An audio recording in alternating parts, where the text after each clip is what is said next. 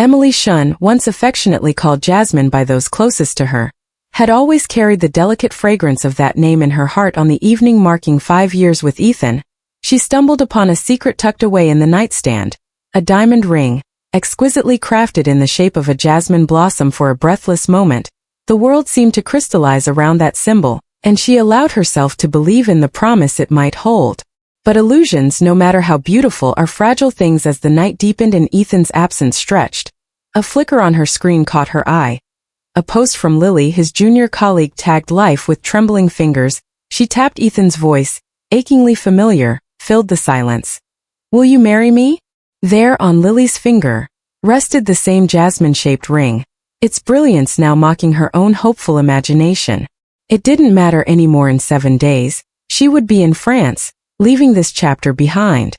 When Ethan finally pushed through the door, his hands full with fried chicken, beer, and a carefully boxed Japanese edamame cake, Emily had just sent the email confirming her transfer to the company's Hong Kong branch. He approached, eager to please, unaware that the ground between them had already fractured. "Emily, look. You've always wanted to try this, haven't you?" he said, leaning close. And then she caught it, the faint, unmistakable scent of jasmine clinging to his clothes, the same fragrance that had once been her childhood name. Now the ghost of a love she thought was hers. "I truly thought Ethan had prepared it for me as a surprise. I thought it was a proposal ring after all. We had grown up together as childhood friends not long ago when we visited our parents. He had even smiled and joked to mine that the wedding might be happening soon. On the night of our 5th anniversary, I personally cooked dinner and carefully prepared a delicious low-fat, low-sodium meal, but by the time the ice cream and whipped cream cake I had made melted into a nauseating mess of creamy soup, all I got from Ethan was a hurried apology. "Sorry, Emily. I forgot to tell you I'm flying to Japan on a business trip today." He forgot to tell me, but he didn't forget to tell Lily. Later that night, I came across another one of his social media posts, photos of summer fireworks with the caption, "My lover." The live photo showed 2 hands tightly clasped beneath a brilliant display of fireworks at a Japanese festival. Ethan and I had known each other for more than 20 years and had been together for 5. I recognized the scar on his hand immediately. It had been there since he protected me at a competition. When we were 17, I tapped on the live photo again. Ethan's voice played, "Will you marry me?" On Lily's soft, pale hand was that same jasmine diamond ring I had found in our drawer. So that was the truth. Lily, Jasmine. I had been foolish. The jasmine scent Ethan carried didn't belong to meth perfume. I usually wore highlighted jasmine's fresh top notes, but the fragrance on him emphasized jasmine's sweet and intoxicating base notes. That was Lily's signature perfume. When Ethan got close and saw the fried chicken and beer on the desk, he frowned. "Why are you eating this kind of stuff?" "Ethan has a mild heart condition. The doctor said he shouldn't eat foods high in oil or salt, and he must avoid alcohol." For years, I had been watching over him, eating the same healthy food alongside him. Over time, I gave up those things too. Fried chicken and beer had been a trendy combination years ago, but I was only now trying it for the first time, and honestly, it tasted pretty good. I replied casually. Dr. Lee had opened my inbox and we were waiting for the French branch to respond the day after our anniversary. I had already submitted my application for a transfer. Now, I was just waiting for the process to go through. I thought, only kids like Lily like this kind of thing. Ethan muttered. I was still waiting for the email. Occasionally glancing down at my phone, a colleague messaged me, "Emily, are you really going to France?" I tapped out a reply, "Yeah, going to Paris to negotiate a partnership with LVMH. Don't forget us little people if you hit it big, okay?" Miss Shaney couldn't help but let out a small laugh. "What are you laughing at?" I looked up and saw Ethan frowning at me. He had been mumbling on, probably still about something related to Lily. I'd heard so much about her lately. I felt numb. "Emily, are you mad at me again?" Ethan didn't look well. I shook my head. He hesitated for a while, seemingly trying to recall something. Then his expression darkened. "Is it because I didn't spend our anniversary with you?" Ethan rubbed his forehead. "I really forgot. The company's at a critical stage. I've been swamped. You know that day I landed in Japan and had to immediately rush out for business meetings." He sighed, clearly frustrated. "You can't keep being so unreasonable, Emily. I've been indulging you for over 20 years. Can't you just understand me this one time?" Suddenly, his eyes fell on my computer screen, still aglow. His voice rose sharply. "You're messaging the French branch. Didn't we agree you wouldn't take the transfer and stay here? Are you trying to use this as leverage against me again?" He scoffed. "Come on, Emily Shun. Seriously." I closed the laptop calmly. "It's just about marketing guidance," I said evenly. Ethan stared at me in silence for a moment, then exhaled. "Emily, let me make it up to you tomorrow, okay? What do you want?" "I remember that. Brand? Lily just released a new collection. That's not my favorite brand. I interrupted. That's Lily's. Ethan froze. He stared at me, stunned. I didn't bother explaining. I picked up my laptop, walked into the bedroom and locked the door behind me with a soft click. Messages from colleagues kept popping up on my phone. You're really leaving? What about Ethan?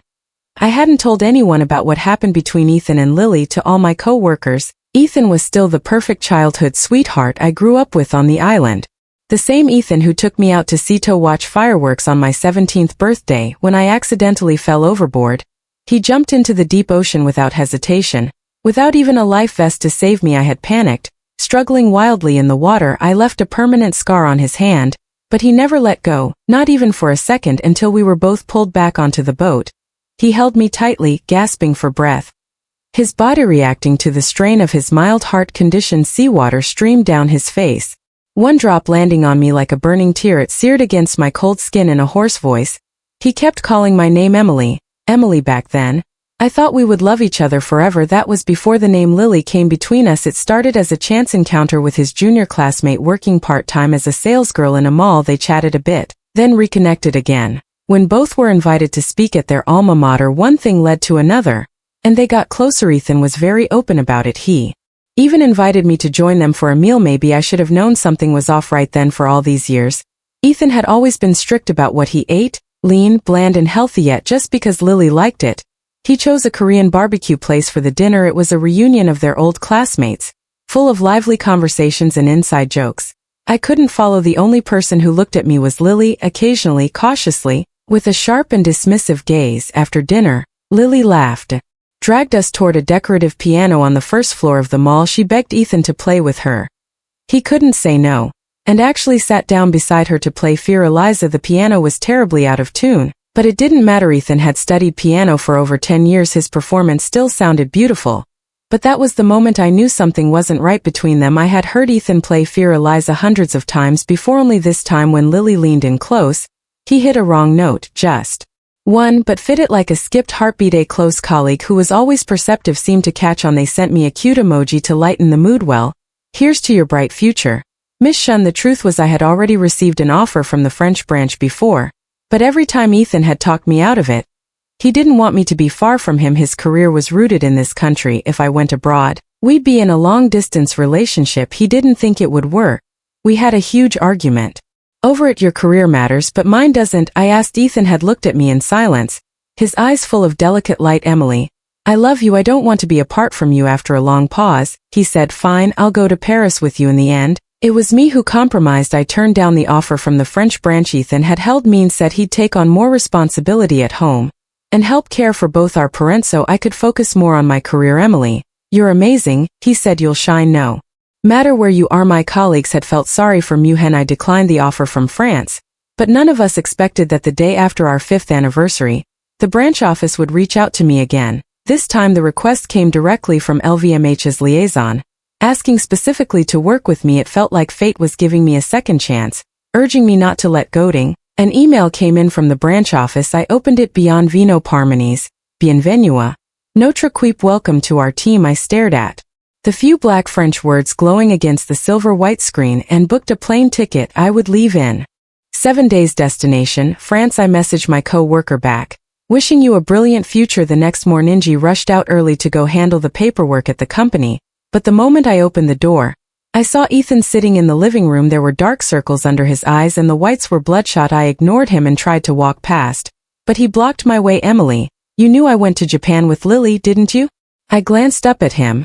His posture made it clear wasn't gonna let me go unless I answered, so I nodded. Can we not waste time? I have urgent matters at work.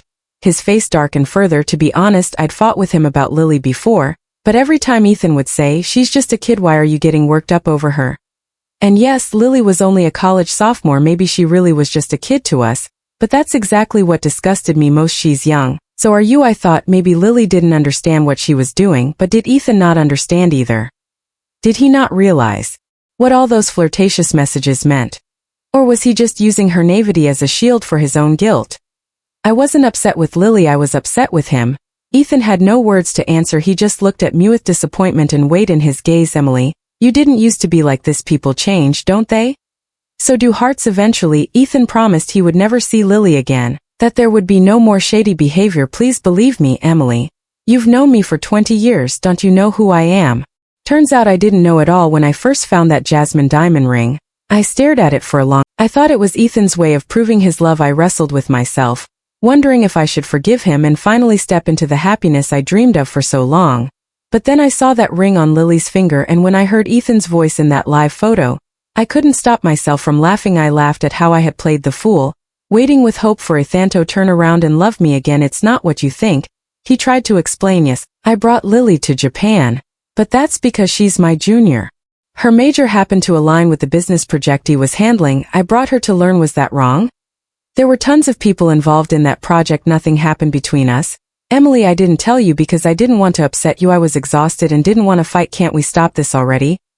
Ethan looked drained as he stared at me. I just mumbled a vague response, grabbed my bag from the entryway and headed for the door, but he grabbed my wrist suddenly and raised his voice. Emily, I looked at him puzzled. What? I told you I have urgent things to do. You were right. Okay, then he hesitated. Really not mad?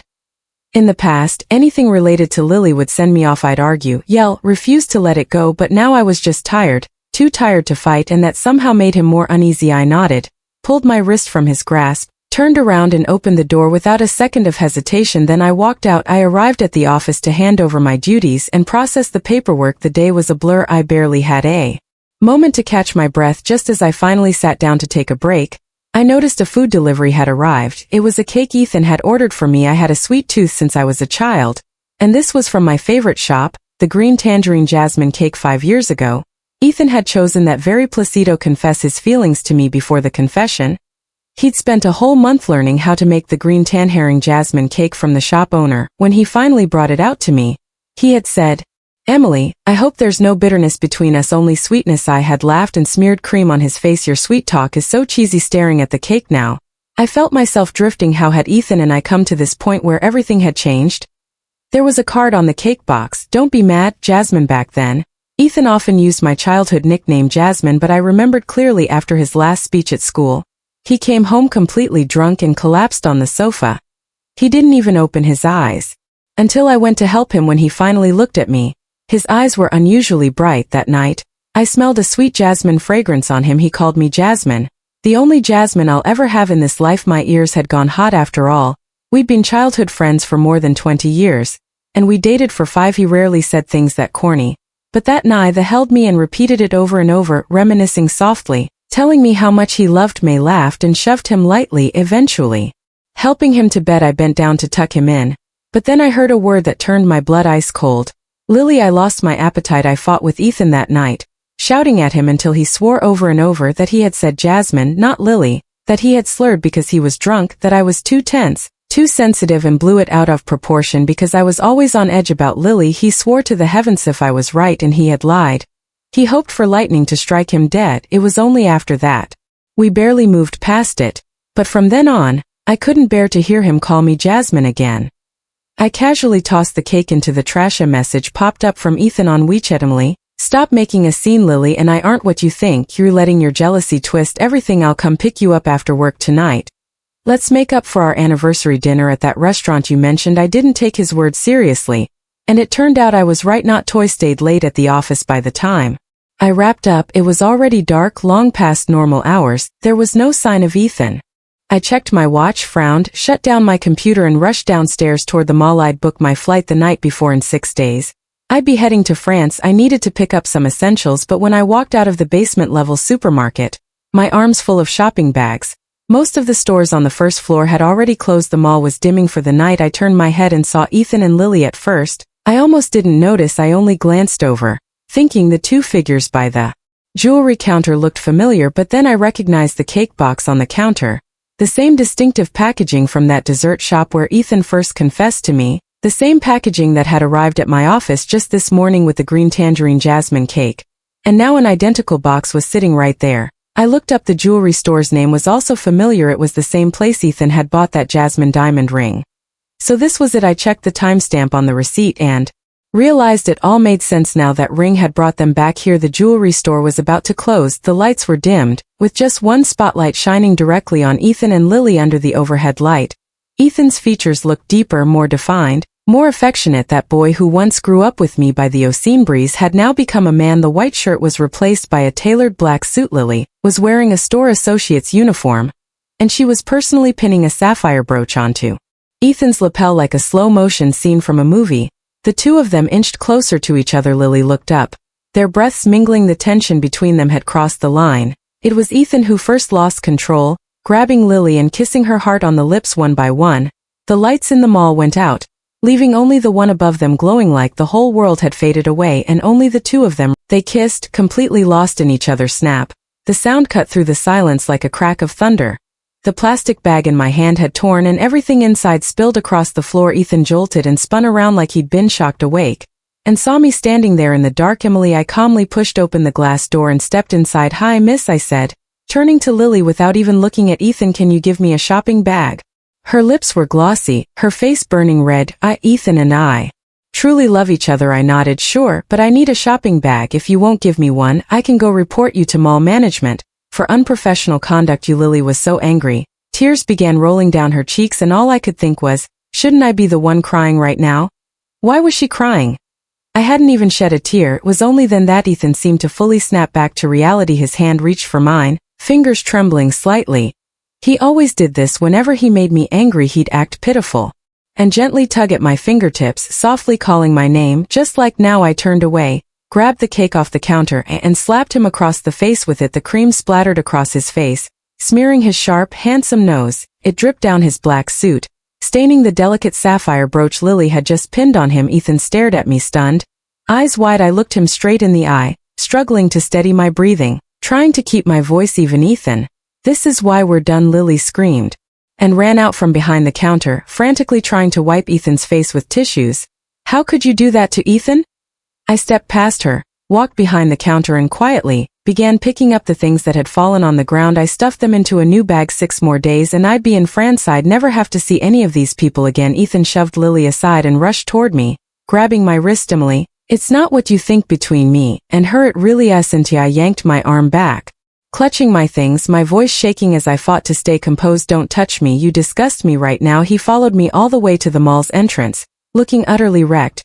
His eyes shimmered with a broken, painful light, like he was truly hurting, truly regretting, truly in love with me. "Emily, please believe me. I only like you, only love you." The summer night air was heavy, thick with the feeling of an approaching storm. I didn't want to say another word to him, but Lily suddenly stepped in front of me, blocking my path. She bit her lower lip, putting on an expression of tragic heroism. "Miss Shun, Ethan and I are not as shameful as you think. That kiss, it was just something that happened in the heat of the moment, but you didn't have to treat him like that, you know. Sometimes when you're pushed past the limit, all you can do is Logan." "The heat of the moment," I repeated. "You call kissing a man with a girlfriend in a public place the heat of the moment? Wow, for a side piece, you're certainly bold." Lily's face flushed red, her breath coming fast. "You've been arguing with him for so long and still didn't win him back." Ethan stepped forward. "Emily, you can treat me however you want, but don't talk about Lily like that. Aren't you always the one preaching about supporting women? How can you say such awful things to another girl?" Apologized to her. I looked at Ethan and for the first time he felt like a complete stranger to me. "You want me to apologize to her?" I asked. "Ethan, are you the one who's lost your mind or Ami?" I turned around and walked away. Ethan chased after me, grabbing my wrist again and refusing to let go. "Emily, Shun, wait. Don't walk away. Say what you have to say." But just then, Lily suddenly stomped her foot and ran off in the opposite direction. Huge tears rolled down Lily's face. "Fine. I'll die. Would that finally make you too happy, Lily?" Ethan couldn't take it anymore. He let go of me and chased after her in a panic. A thunderclap boomed across the sky, and then the summer downpour finally began. Big raindrops pelted my skin, but I felt no pain. Water slid down my cheeks, and I couldn't even tell whether it was rain or tears. When Ethan returned home, he was completely soaked, and when he saw me packing my suitcase, panic finally showed on his face. He came forward, eyes red, and held me tightly, refusing to let go. "Emily, where are you going? I swear nothing ever happened between me and Lily. That kiss, it was a mistake. I didn't mean for it to happen." His voice was shaking. She looks so much like you at 17. You both wore white dresses. You both loved Jasmine. Every time I saw her, I'd space out. I couldn't help but be a little kinder to her, but the truth is, I just wanted to treat you better. I know the one I love is you, Emily. Every time you talk about leaving, do you know how much it hurts? I have a heart too. It's flesh and blood. Can we stop this now, please?" I love you. I looked at him. Honestly, he hadn't changed much in appearance over the years on my 17th birthday. He took me to see fireworks out at sea. The way he looked at me back then with such deep affection, that image had burned itself into my heart. But now looking at him again, he felt like a stranger. I closed my eyes. Ethan, dawned, but hearing my words only made him hold me tighter. Pulling me roughly into his arms, he started breathing fast in short, shallow gasps, the signs of his mild heart condition flaring up, his pulse racing. He had to regulate his breathing. In the past, whenever this happened, no matter how angry or hurt I was, I'd always drop everything to care. But this time I pushed him away. Emily, we promised we'd stay together forever. You can't just leave halfway through. You swore we'd grow old together. I slowly opened my eyes. Dazed, I didn't understand how Ethan could say something like that after everything done. Emily, listen to me, he pleaded. I went to that jewelry store to buy a ring. My heart skipped suddenly. Ethan let go of me, dropped to one knee, pulled earring box from the soaked pocket of his drenched suit, and opened it. Inside was a beautifully crafted Jasmine diamond ring. Its tiny diamonds forming a delicate bloom rain had made it glisten even more so stunning. It almost made my heart stop. He looked up at me. This was supposed to be your proposal ring. You can't sentence me for a moment of weakness. You've always been the one in my heart. His eyes were full of hope. Will you marry me?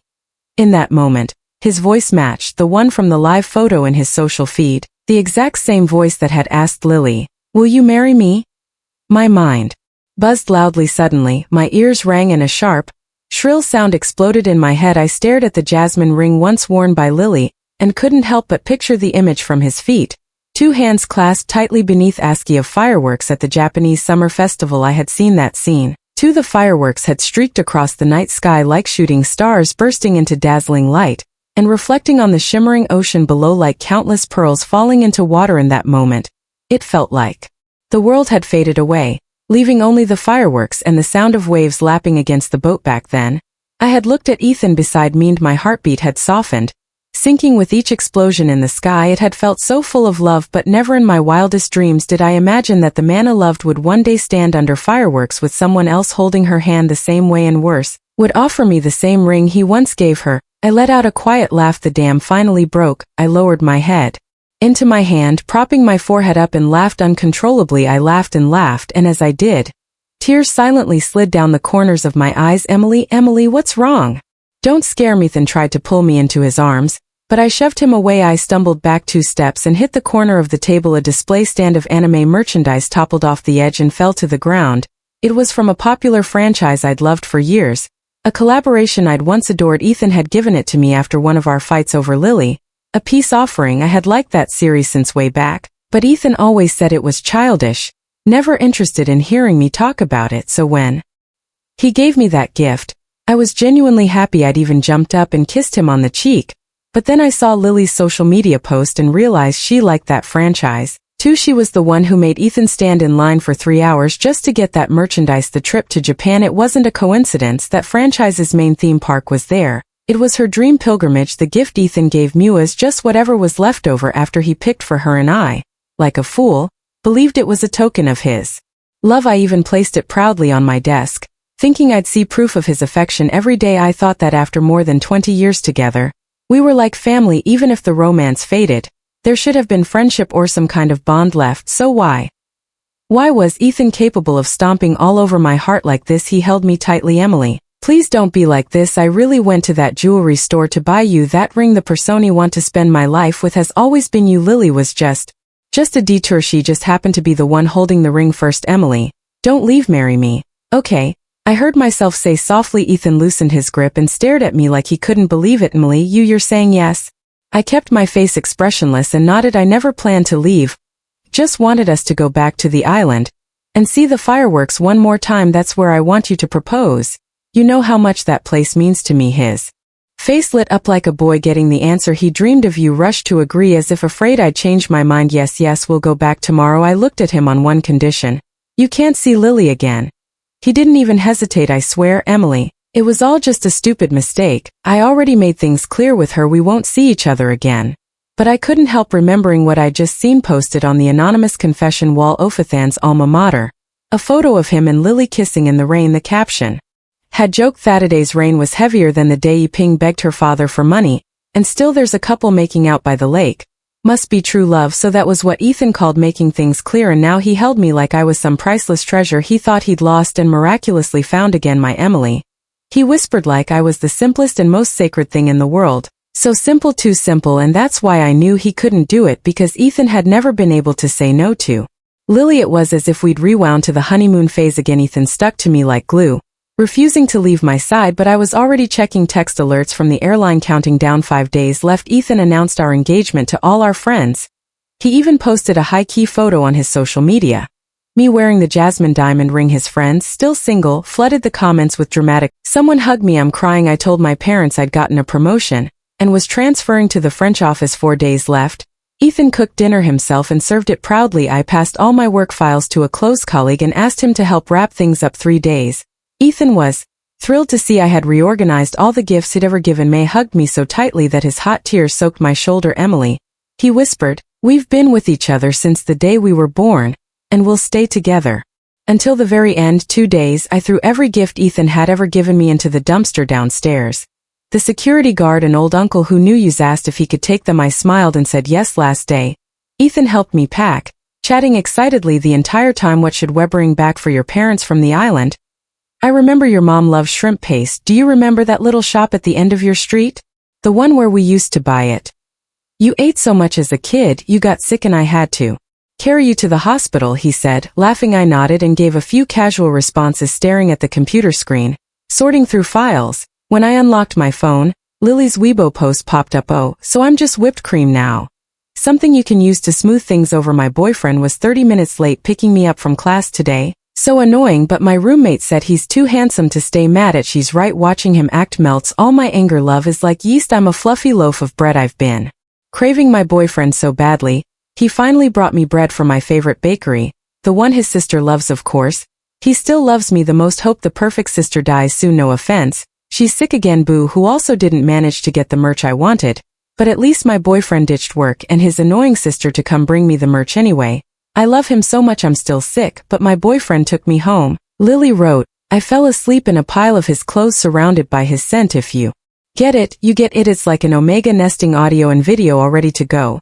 He couldn't wait to show the whole world. A finally won me." Lily was a minor relationship influencer. Some of her followers even asked in the comments what his annoying sister had done to deserve so much hostility. Lily tossed them all into her block list without a second thought.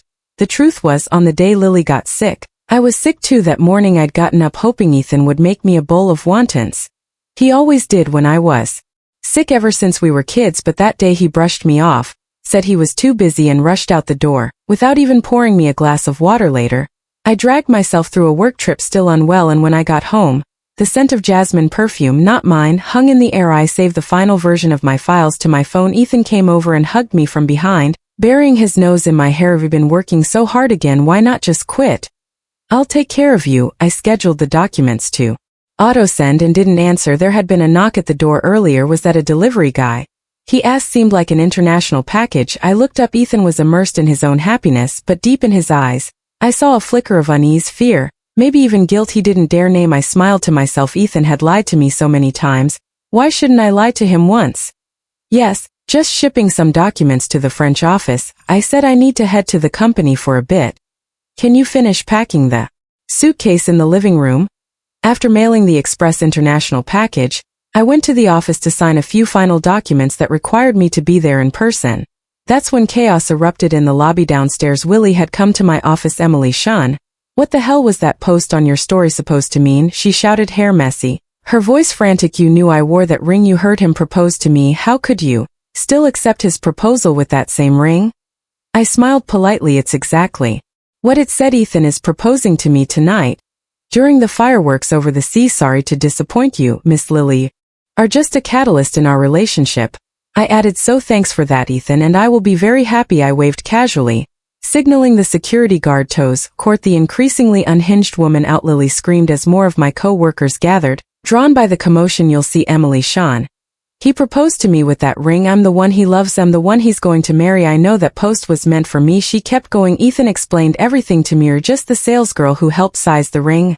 Thief who's trying to steal my proposal." I walked up calmly right in front of everyone and slapped her across the face hard. "If it doesn't belong to you, it never will." Watching Lily's twisted expression, I only smiled wider. The fireworks start at 8, I said sweetly. Be sure to wish us well, Miss Lily. But just as Ethan and I were about to board the boat, his phone rang. It was Lily. The boat operator was urging us to get on, I stated. Ethan looked visibly torn. Emily, I know you don't like Lily, he began, hesitant, but she's my junior and she's in trouble. She says she was cornered by some local thugs near campus, stuck in an alley. This could be serious. It could be dangerous. Please don't be petty right now. I'll be right back. Both our families had moved off the island long ago. We now lived about an hour's drive from the harbor. We both knew if he left now, he wouldn't make it back in time for the fireworks. I said nothing. Ethan started getting anxious. Emily, you're a girl too. How can you just stand by while another girl is in danger? I looked at him, and just like that, we missed our chance to board the boat. The fireworks over the sea began.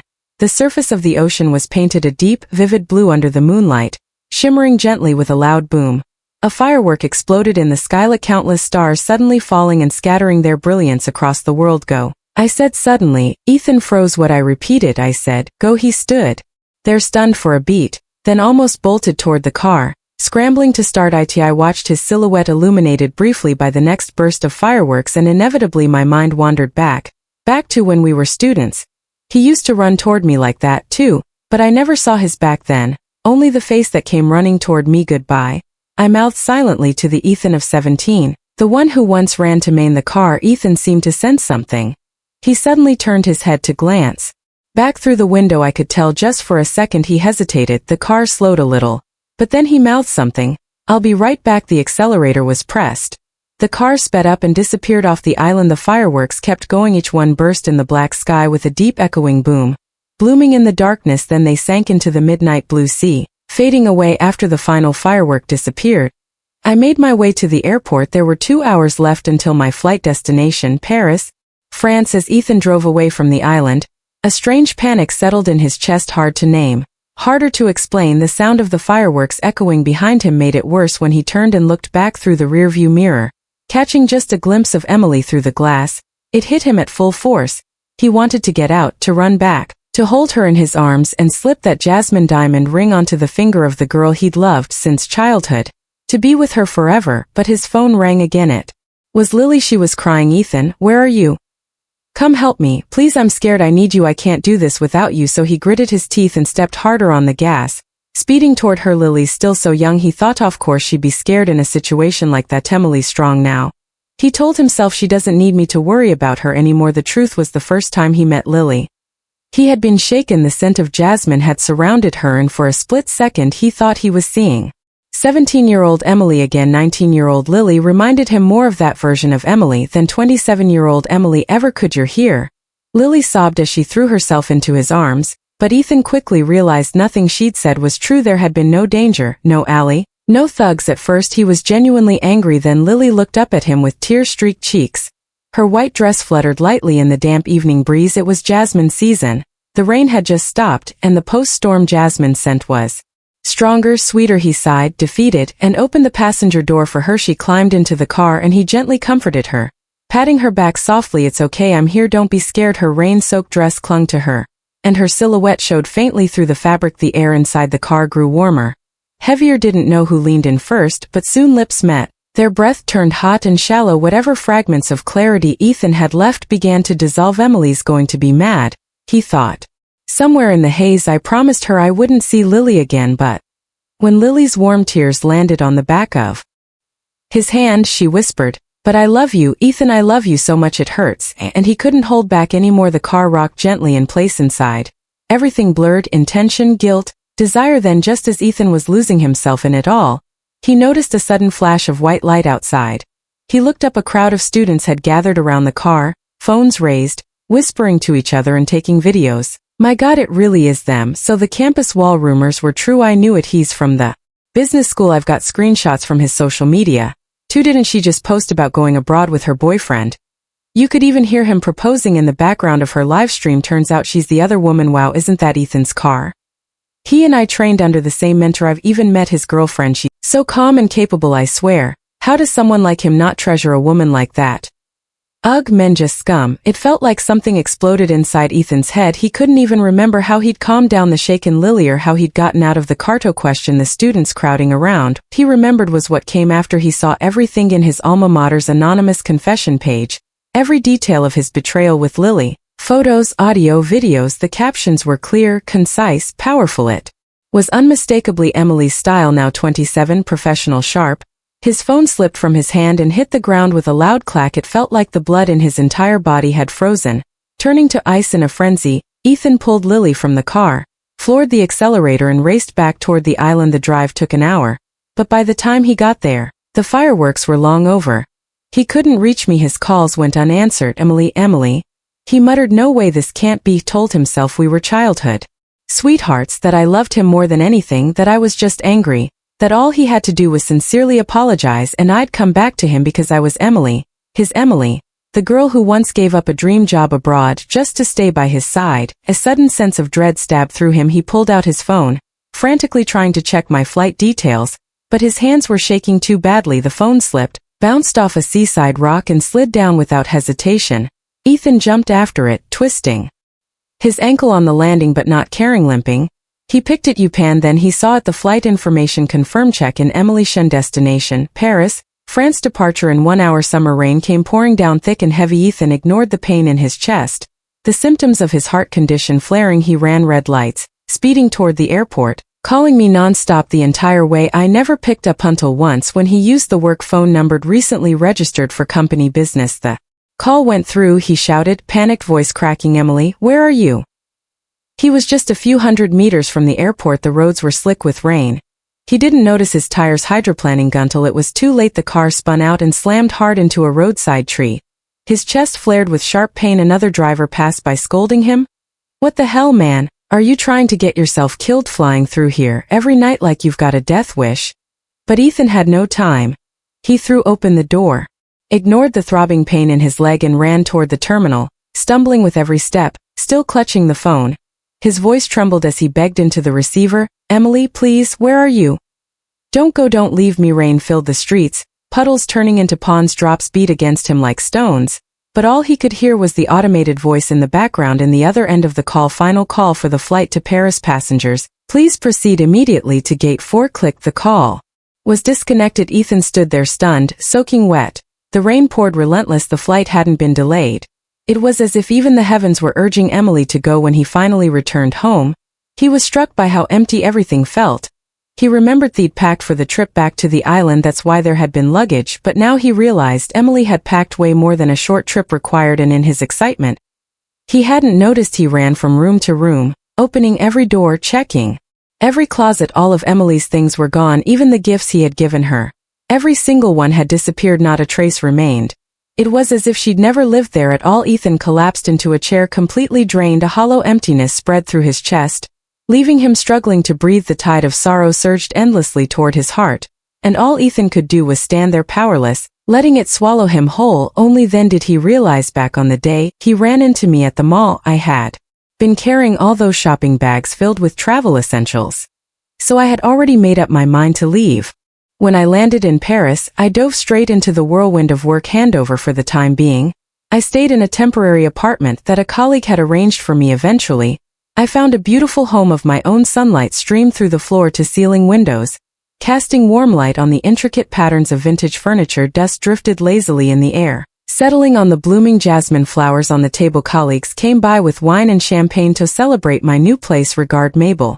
Emily, the best is always ahead of you. I raised my glass and smiled, sipped the champagne, let myself enjoy the warmth and ease of a Parisian summer. That's when Ethan called. I picked up, surprised to hear his voice hoarse and filled with pain. Emily, please don't hang up, I'm begging you. I was startled. I had changed my number long ago, and had specifically asked everyone not to share my contact with anyone unrelated. Emily, I really truly know I was wrong. Things with Lily weren't how you imagined. That post you wrote, what it said wasn't the full story. I didn't know he'd post that on social media that day in Japan. He said since he was already helping me with the ring, he might as well help me rehearse the proposal, you know. He kind of resembled you, that's all I wanted to practice. What it'd be like proposing to someone like you.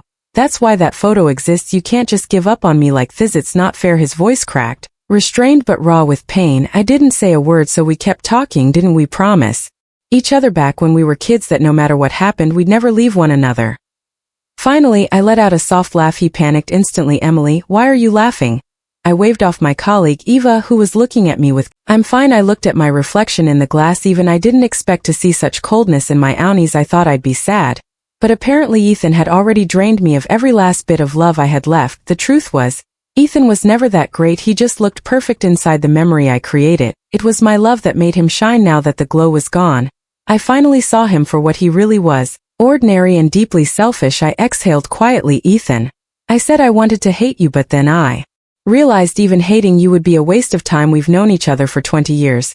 Dated for 5. I was just unlucky. Now I just feel sick. Get out of my life fast. Work in Paris was going better than I'd expected. I moved through the glittering social circles of the fashion industry with ease. The liaison from LVMH was impressed by me. One day he laughed and said, you should start your own brand. You're like a jasmine flower. He added, people can't help but fall in love with you. I nodded and thanked him as we said goodbye under the street lights. The streets of Paris were still buzzing. Lights from the boats on the Seine sparkled like stars scattered across the water. Somewhere in the distance, a violin played. I never expected to see Ethan there. He was holding a bouquet of jasmine, his frame much thinner than I remembered. After I exposed everything between him and Lily, through that anonymous confession page, and a viral social post, Lily couldn't take the pressure. She dropped out of school and moved in with Ethan, but it was long before his father came storming to the door. He beat Ethan viciously, yelling the whole time, how dare you treat my Lily like this? She's only 19. You're a grown man. What the hell is wrong with you?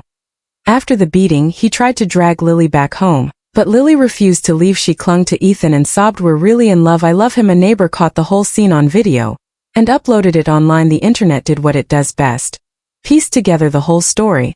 Even digging up Lily's old social media posts, public opinion turned fast. The internet came down hard on both of them. Soon after, Ethan's job was affected. His company placed him on suspension pending investigation, a euphemism for being pushed out at an age when he should have been soaring. Ethan now looked weathered and worn, like a man broken by alcohol and regrets. His figure looked smaller inside his long black coat. His eyes had sunk deeper into his face. The once captivating eyes I used to know had long since lost their light. I'm leaving, I said. Ethan rushed up and grabbed my wrist tightly, only to let go as if shocked by electricity. Emily, don't be mad. I just wanted to see you. I stepped back 2 paces, watching him warily. Well, now you've seen me, you can go. He opened his mouth. Emily, I know you're angry, but I'm not giving up. I'll keep apologizing until I make it right. If you don't love me anymore, I'll win you over again. Let's start over, okay? There was a desperate hope in his eyes. I tightened my grip on my phone and frowned. Ethan, do you think I'm a fool? That one sentence shattered the last glimmer in his eye. She clutched his chest, staggered a step back, nearly losing balance, but I didn't rush to him like I used to. I took another step away instead. Ethan, I'm 27 now, not 17. I don't have time for these teenage heartbreak dramatics. We're adults. You should understand what it means to take responsibility for your actions. I'm already disgusted. Don't make me hate you. He stopped dead in his tracks, not daring to come closer. He leaned against the nearby wall, his hands pressed so hard against it that his knuckles turned white, bones nearly visible through his skin. His head dipped low as he struggled to breathe. From the saying, the sound of boats drifted through the night air like the wind back on the island, familiar, distant. After a long pause, he finally lifted his head and stared at me. All right, Emily, if this is what you want, that ring, it was always yours. It never belonged to anyone else. He opened his palm to reveal the jasmine diamond ring, still elegant and brilliant, expressionless. I took it from him, then right in front of his eyes, I raised my hand and tossed it into the Seine. It hit the water with a soft splash and vanished into the depths. Without looking at Ethan, whose face had gone deathly pale, I turned and walked away. I didn't look back, not even once. Later, when I returned to the States, I launched my own brand. Yes, Manna. On the day the studio opened, many friends sent congratulations and flowers. One bouquet stood out, exceptionally expensive yet unsigned. While arranging the flowers, I found something hidden inside that same jasmine ring. It looked weathered, as if it had braved summer storms, witnessed island fireworks, and tasted the waters of the Seine. Yet the diamond still sparkled and the jasmine still bloomed. I stood holding that ring for a long time. In the end, I put it back into the bouquet and threw the whole thing, ring and all, into the trash. Ethan never stopped looking for me, just became more subtle each time. There was a period in Paris when I fell ill, my body still not used to the climate. One night I had a fever of 104 rear Ferris. I remember hearing a knock at the door. I grabbed a kitchen knife and cautiously opened it. only to find fever medication sitting quietly at the doorstep. It was the same brand I always used back home, the exact one that worked best. One day I invited an old colleague to visit the studio. He grinned and patted my shoulder. "Bosh in his back, and you didn't forget about me, huh? Good thing I stayed up all night helping you organize those files before you left." We stayed up late talking about branding, design, and everything we'd learned. We were chatting about market trends, and somehow the conversation drifted to Ethan. My colleague sighed heavily. "Who would have thought he'd cheap?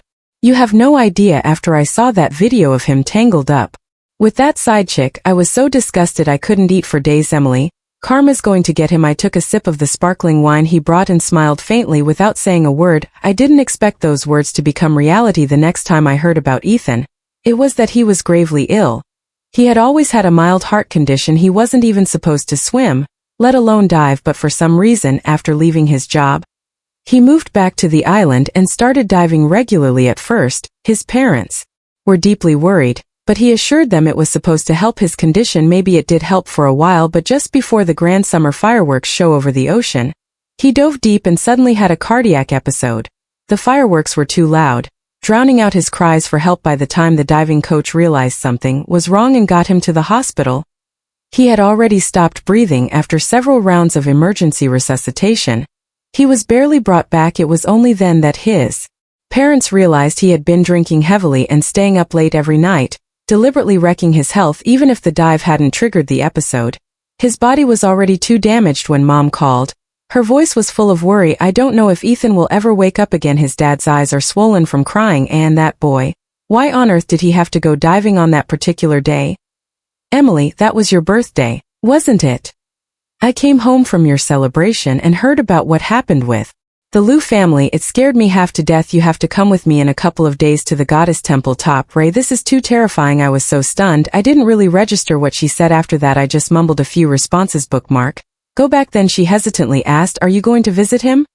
I was silent for a long time before slowly exhaling. She sounded relieved. Good, don't go see him from now on. We won't have any more ties with the Liu family." I nodded. On the other end of the call, Mom sighed heavily, her voice softening with emotion. "Sweetheart, I just want you to be happy." After I hung up, I sat in a daze for a long while. Everything had happened so suddenly. It wasn't until my work phone rang that I snapped out of it and returned to the tasks at hand. By the time I looked up again, night had fallen. I got up to pour myself another cup of coffee. My career was thriving. Yes, Mina had steadily gained market share, and the future looked bright. Thelvin Contact, who had supported me from the beginning, even emailed to congratulate me. "I look forward to you smile becoming the jasmine flower everyone loves." I replied modestly.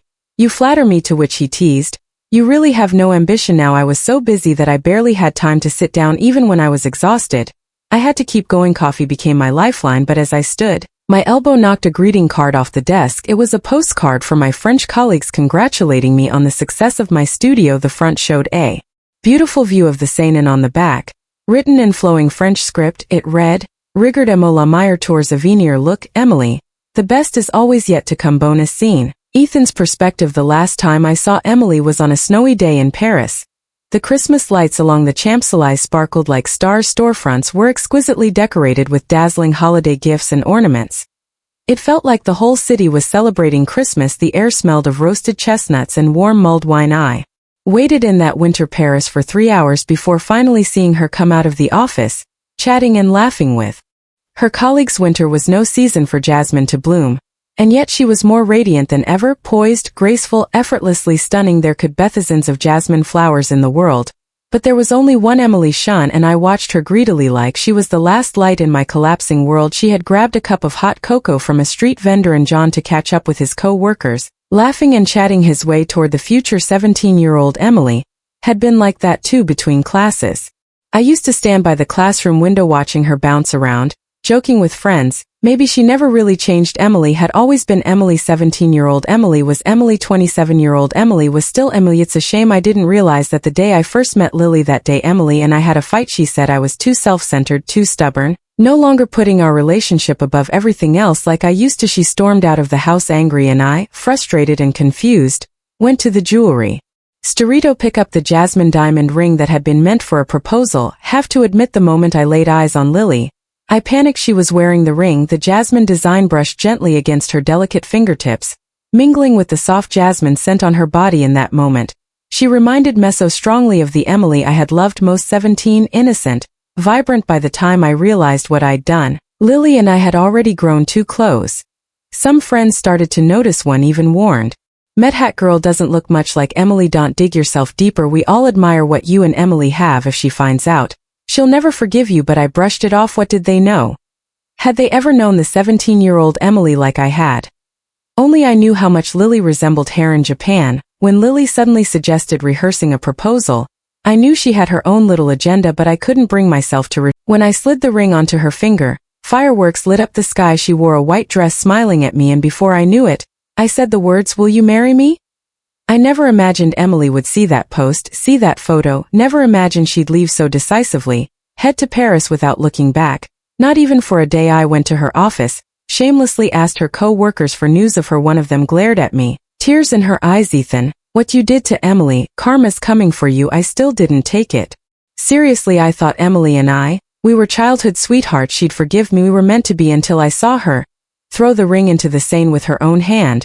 That's when it hit me. Emily really wasn't going to forgive me this time. I moved back to the island. This was where we'd grown up, where we had fallen in love, where we'd sat on the rocks watching the sea, held each other in the ocean. Windy kept thinking about that night with the fireworks over the ocean over and over.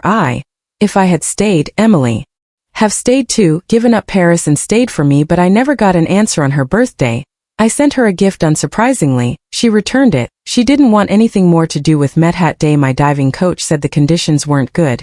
I shouldn't go, but something pulled at me. I felt like I had to dive, as if the quiet of the deep sea could calm the storm inside. Meth fireworks started. Their faint booms reached me underwater. Suddenly, a sharp pain stabbed my heart. My breathing faltered, but then I thought I heard someone calling my name. "Ethan, Ethan." I looked up dazed, and it was like I saw two overlapping worlds, one a deep, peaceful blue, the other a girl in a white dress swaying in wind and rain. It was Emily on her 17th birthday when she accidentally fell into the sea. Back then, I hadn't hesitated. I jumped in after her and pulled the girl I loved out of the water. "Ethan, help me." Knew I was fading, but I couldn't stop myself from swimming toward her. She clung to me, fingernails digging deep into my skin, leaving red welts behind. Everything blurred and wavered, and then suddenly I smelled roasted chestnuts and the warmth of mulled wine. Snow was falling in Paris. I called out to Emily. She turned around holding a cup of hot cocoa, smiling brightly. "Ethan, what are you doing here?" The image of the white-dressed Emily hugging me tightly began to overlap with the real Emily standing before me. "Ethan, thank you," she whispered. "I love you. I love you too." I said, "You are the only Jasmine I've ever loved in this life. Thank you for